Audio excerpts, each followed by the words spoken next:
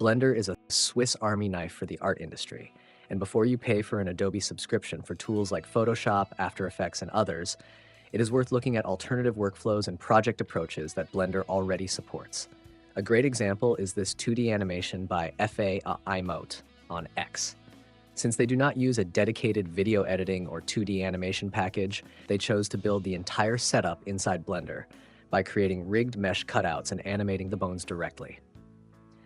I do not think a standard video editor would have helped much here. You would normally reach for something like After Effects or Toon Boom for this kind of work. Either way, the demo clearly shows that Blender's feature set is more than capable of handling this workflow with ease.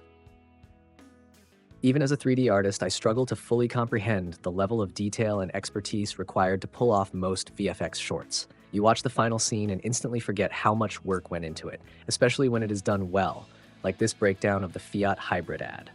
Behind that polished result is a long pipeline. Location footage, camera tracking, masking, animation, character integration, motion capture, relighting, compositing, and that is just a short list. Almost every 3D artist eventually has to familiarize themselves with many of these disciplines, even if they do not specialize in all of them. That said, this may not remain the case for long. There are now tools that completely skip traditional motion tracking and let you paint directly onto video, like EBSynth. You paint directly on the pixels, and the paint sticks to the motion in the footage. This alone can save hundreds of hours of rotoscoping and motion tracking work, along with all the usual tracking errors and cleanup that come with it. What really blows my mind is that there is no AI involved here. It is purely a clever, algorithmic approach, yet the results are strong enough to replace entire parts of a traditional VFX pipeline. But studios are also starting to seriously experiment with combining generative AI and traditional 3D tools, compositing, and existing VFX pipelines. A good example is this behind-the-scenes breakdown for the 2026 Winter Olympics promo by a creative studio in France. The workflow blends generative AI with established techniques like depth maps, masking, 3D models, and live-action footage. Instead of replacing the pipeline, AI is layered into it, acting as another tool rather than a shortcut.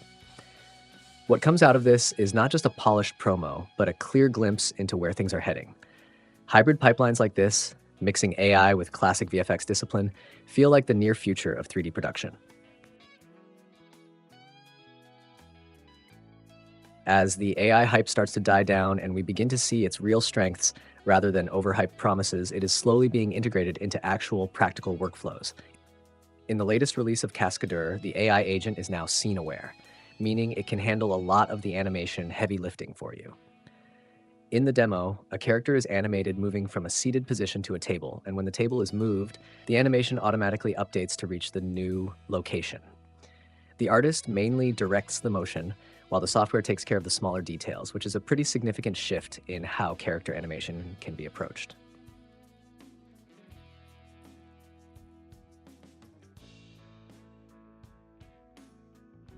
If you are working on anime or stylized animation, it is worth studying how Chiba Akihito approaches explosions, dust, smear effects, and impacts, all built entirely in Blender.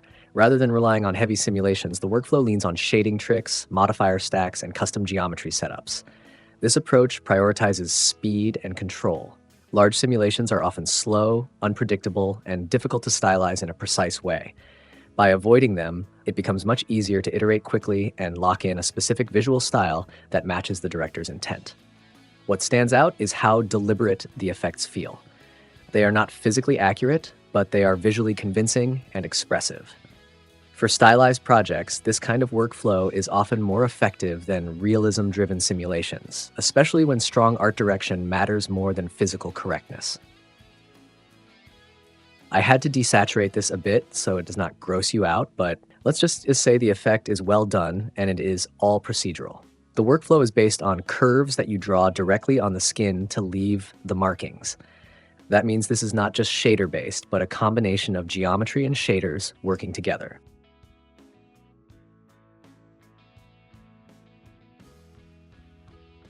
I love destruction like this, and I really wish it were as easy to achieve in Blender as it is in game engines.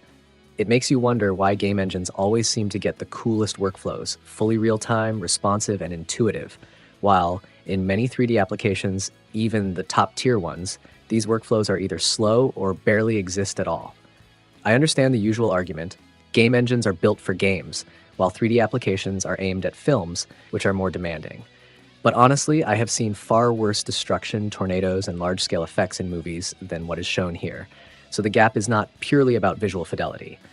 For context, this work is by Urban B, often referred to as the explosion guy, and the demo comes from his destruction course built around Unreal Engine. It is a strong reminder that workflow design matters just as much as raw capability, and game engines are clearly getting something very right. And just as I am bashing Blender for not having enough cool features, Masoud Rezaei shows up on Reddit to prove me wrong with his real-time fabric decorator. To be fair, this is not built into Blender, it is his own add-on, but it still counts. The Geometry Nodes tool lets you draw fabric decorations directly onto clothing, and these are not simple textures. This is actual geometry detail that can catch and reflect light in ways normal maps or texture-based detail never could. What I also really like is that the workflow includes an unwrapped version of the cloth visible in the 3D view. You can project details onto that instead, which is great if you do not want to paint directly on the 3D model, very similar in spirit to how Substance Painter approaches things. I take back what I said earlier, because here is another genuinely cool workflow for making waterfalls, fully real-time. This one is by Kuldeep, and it is part of his fluid simulation add-on available on Superhive.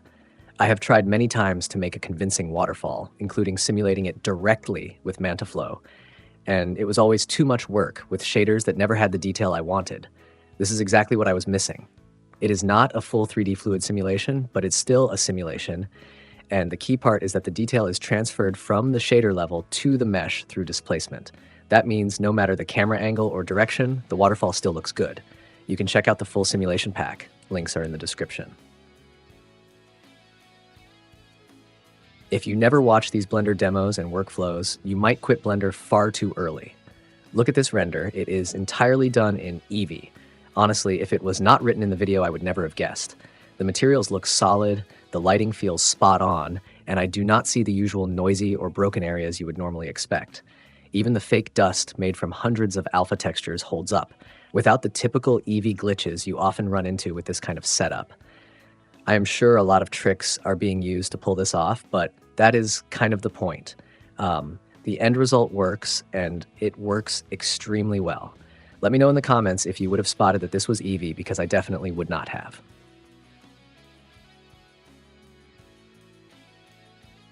Another great workflow is a concept I have tried myself, a quick and simple way to copy objects and node setups from the internet and paste them directly into Blender. Calibrial has taken this idea further by creating a dedicated website called GeoNodes, where you can copy useful node groups and paste them straight into your workflow. I have a very similar setup on my own site, Blender Everything, called Send Nodes. It goes beyond geometry nodes and also supports full objects like meshes and curves, as well as complete material setups with image textures. The project is still very much alive. I just have not had the time to expand the library with more objects and node groups. But as a workflow idea, this kind of copy-paste bridge between the web and Blender is incredibly powerful and something I wish was more common.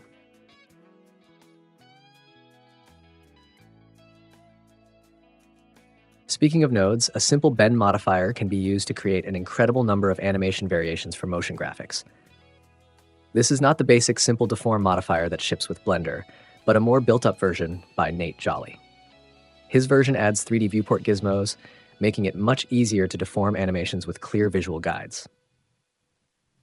When you start layering this with duplicated objects, the results quickly scale into complex, polished motion, very similar to the kind of animations you see in Apple ads. The demo itself is also extremely well presented, almost like a finished commercial rather than a tool showcase. You can grab it on Gumroad. Links are in the description. All right, and that's it. I have some free buildings for all my Tier 7 patrons, so if you're not one yet, you are definitely missing out. Texture Folders V2, my add-on for managing textures, is also coming to Patreon with new features like adding masks, swapping textures, creating masks from selected faces, texture decals, bank, and more. Things are moving fast. On top of that, the True Image Editor, which lets you use Blender a bit like Photoshop for building textures in a layered way, especially for labels and decals directly inside Blender, is also coming to Patreon. I have a lot more coming, so if you want to support the work while getting useful tools along the way, consider joining. Thanks, and I will see you in the next one.